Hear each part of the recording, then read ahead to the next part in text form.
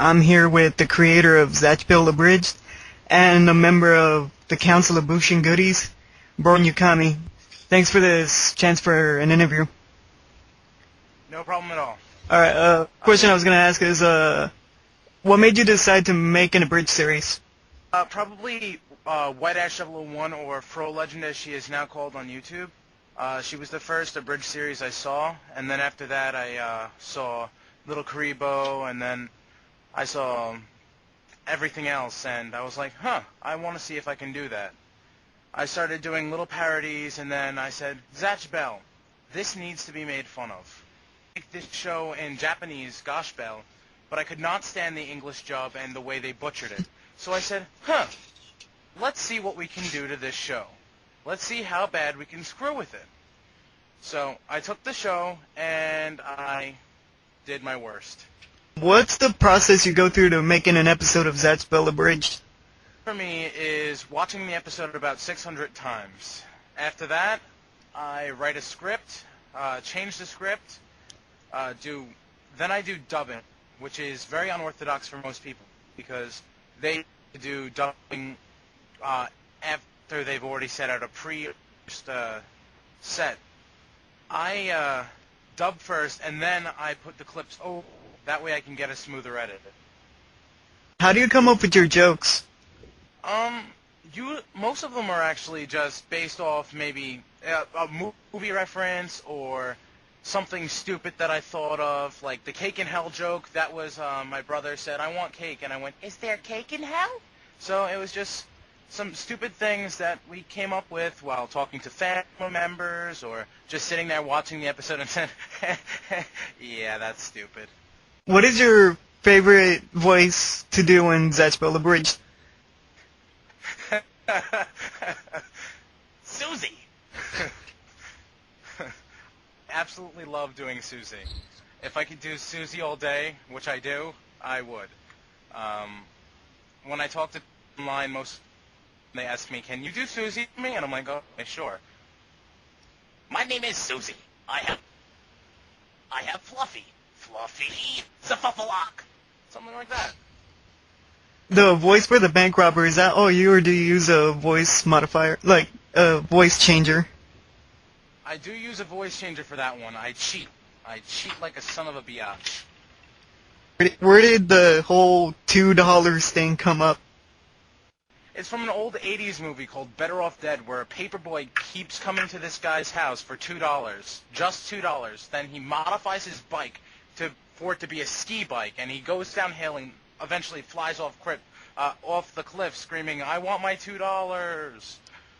Has there ever been a joke that you had in there that you just regretted, or an episode that you didn't find all that funny? Every episode I do not find funny, mainly because I cannot tolerate watching them in English, so I have to sit there and watch it in Japanese and then try and make fun of that. So it becomes very dangerous. One joke I have to say I regret. Can't think of one I absolutely regret. I do. A lot of people tell me 6 is my best, and a lot of people tell me 6 is my worst because it's too random. Well, random is my. So when people get by that, it turns me off.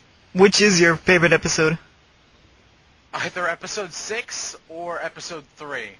Mainly because I fucking love Garfield. And episode 6 because Zophis' sexuality. Gender confusion. Love it. Is it true that you were, like, completely against doing the Zatch Bell movie?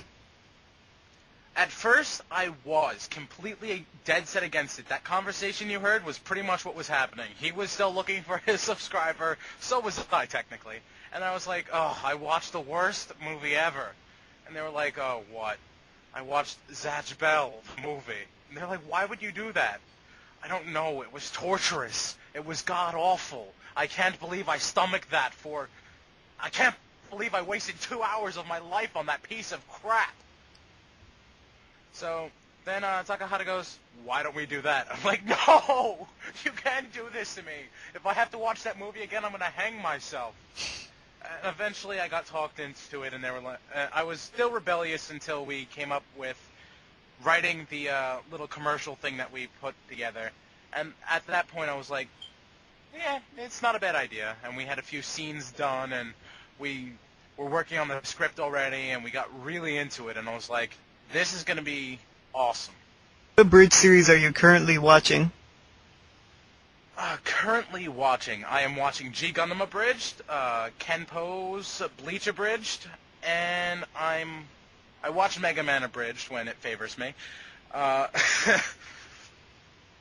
And I, of course, watch Sayuki Reload, the Abridged series, Yu-Gi-Oh! Abridged, and Naruto Abridged. How did you meet up with the other members of the council? Takahata messaged me one day, said, hey, I really like your stuff, maybe we could do cross-promotion or something like that, and I responded to him, yeah, sure, and I'll check out your stuff. I had seen a G Gundam Abridged, which, not a G Gundam Abridged, it was a Gundam Abridged that was really bad, and I was like, oh god, I hope that isn't him. And I go, and I sit there with one of my friends, and we're watching it, and I stop laughing. So, after that, I started talking to him online, then I was in Kenpo and Zeromaster, and after that, we were intermingling, and there we go. This question to Kenpo, Taka, and Cheeseman. Who would win in a fight? Cone or Orihime's teddy bear? Orihime's teddy bear. Fluffy. Fluffy would win. No Momotos. No Momotos, that's cheating. That's segregation. Cone or Orihime's teddy bear? Orihime's teddy bear. Definitely favoring the teddy bear. Alright, so far it's 2 for Cone and 2 for the teddy bear. Awesome. You ever a comment that someone left in one of your videos that just, like, pissed you off? No reason, and that would be one of Dragon Lord Momoto King's fan. Dragon Lord Momoto King made a Zatch Bell Abridged series before I did, and I didn't know it was there until I posted my first episode, and I watched it, and it was one of those kids with the camcorder in front of the television screen or YouTube screen or whatever was going on, and I said, wow, yay. So someone wrote, Dragon Lord Momoto King is better than you. That was by far the most offensive comment I have ever gotten in my life. Beyond all... Oh, what about the opposite, like, the comment that made you happy? And Fro Legend wrote on my page and said, wow, this is really funny. Grats Borinyukami, I just subscribed. And I was like, oh, yes, my ass is finally to eat my hand. It hungers for more. Speaking of Fro Legend, how'd you get her to do a voice for your first episode? I asked her, and I told her how much of a fan I was, and I've been talking to her for a while before that, and I told her that I was going to do a Zatch Bell Abridged, and she thought it was a great idea. She had never seen the series, and she was willing to do a voice for me. She said, oh, sure, why not? And she was absolutely honored, and she later posted a video responding to me, telling me how awesome I was, pretty much, and how I made her day. So I felt special. I squeed like a little girl. Not reenacted. Damn. Has there ever been an abridged series that you think was overrated or underappreciated? Overrated. So far, I think it would be Kaiser Neko's Lupin III Abridged already. I've watched the episodes, all 3 of them so far. They're mediocre, but they're given 5-star ratings by the highest rated abridged series. And I would have said Lanny Pator if you crossed me about 2 months ago, but when he came out with episode 14, I threw that out the window because I was like, holy shit, that was the funniest thing I've ever watched. Underappreciated would probably be G Gundam Abridged. They don't have subscribers. Kenpo gets more than him. Kenpo's great. Don't know that. And he's going to get many more subscribers, and he'll be past me in a week.